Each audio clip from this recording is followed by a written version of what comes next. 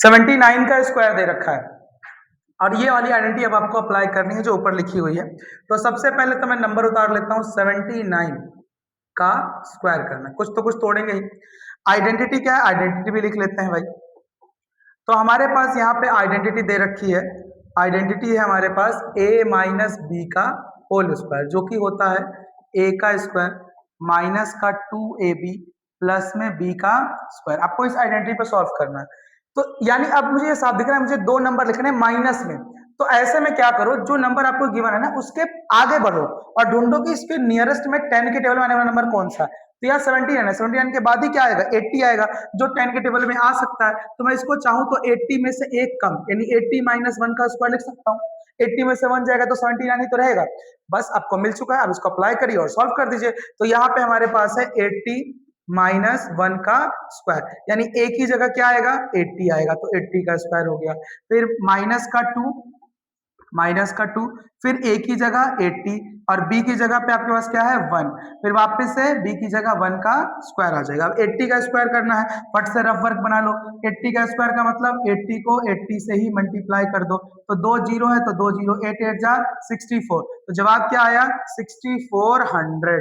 उसके बाद next minus 2 से मल्टीप्लाई करना है तो 2 8 जा 16 और 1 जीरो 160, एक का कोई मतलब ही नहीं है। फिर यहाँ 1 का स्क्वायर 1 हो जाएगा। तो अब आपको साफ दिख रहा है यहाँ 6400 में से मुझे 160 कम करना है और एक जोड़ना है। तो मैं यहाँ लिख लेता हूँ 6400 लिखा है, इसमें से 160 कम कर देता हूँ। तो जीरो से जीरो गया तो जीरो, ये 10 हो जाएगा, ये 3 हो जाएगा। 10 में से 6 गया 4, 3 में से 1 गया 2 और ये 6, तो 6240। एक जोड़ दूंगा तो जवाब आ जाएगा 6241। ठीक है यहाँ तक। चलिए अगला क्वेश्चन में बढ़ते हैं। अगले में हमें दे रखा है 193 का स्क्वायर, तो यहाँ पे मैं लिख लेता हूँ 193 का स्क्वायर। अब इसके नियरेस्ट में जाऊंगा 10 में तो क्या मिलेगा मुझे, 200 मिलेगा। तो सर 200 में से कितना कम करना होगा, 7, तो 200 माइनस 7 का स्क्वायर हो जाएगा। 200 में से 7 कम करेंगे 193 ही होता है। फिर से आइडेंटिटी लिख लेते हैं। तो आइडेंटिटी है मेरे पास a माइनस बी का होल स्क्वायर, जो कि होता है हमारे पास a का स्क्वायर माइनस का 2ab फिर प्लस में b का स्क्वायर। तो हमारे पास यहाँ पे टर्म्स थे 200 माइनस में 7 का स्क्वायर, तो जहां a होगा वहां पे 200 आ जाएगा।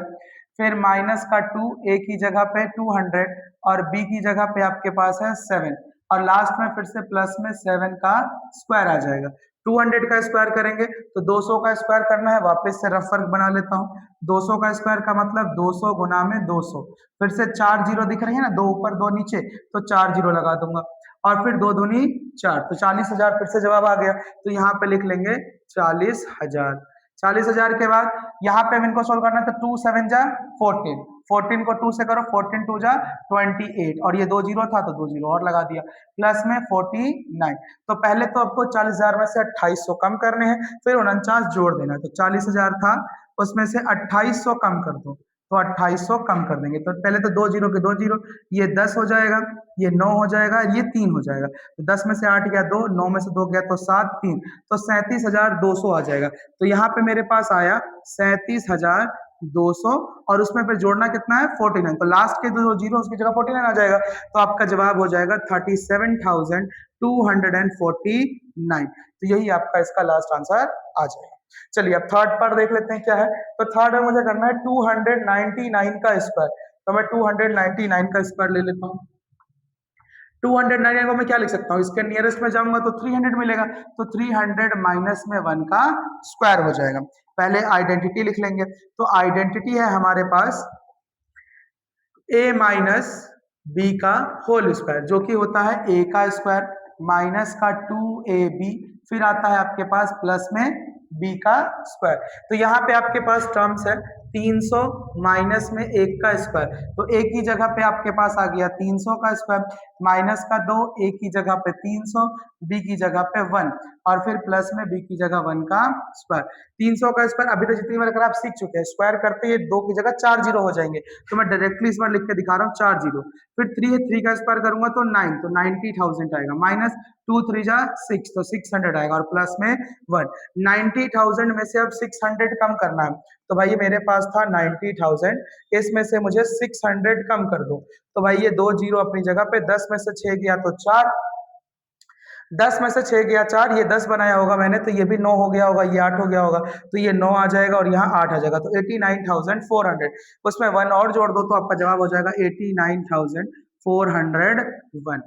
समझ में आया? चलिए, अब ये था आज आपके पास जो अभी तक आपने क्वेश्चंस किए एक्सरसाइज 4.2, जहां पे आपने 4.2 में a माइनस बी का होल स्क्वायर ये भी एक आइडेंटिटी सीख लिया। अब अगली कक्षा में हम जाएंगे 4.3 में। उससे पहले मैं आपको आज आइडेंटिटी बता देता हूं ताकि जब हम कल की कक्षा में आगे बढ़े तो आप उस आइडेंटिटी का इस्तेमाल करना सीख जाए। अब अगली आइडेंटिटी जो हम यहाँ सीखने वाले हैं वो है a प्लस बी प्लस सी का होल स्क्वायर। जब तीनों टर्म स्क्वायर में हो तो ऐसे में क्या करना है, पहले का स्क्वायर यानी a स्क्वायर, फिर दूसरे का स्क्वायर, फिर तीसरे का स्क्वायर, फिर प्लस में 2 के साथ पहले दो, फिर आखिरी दो, फिर पहले दो, यानी 2ab 2bc और फिर लास्ट में 2ca प्लस में आता है।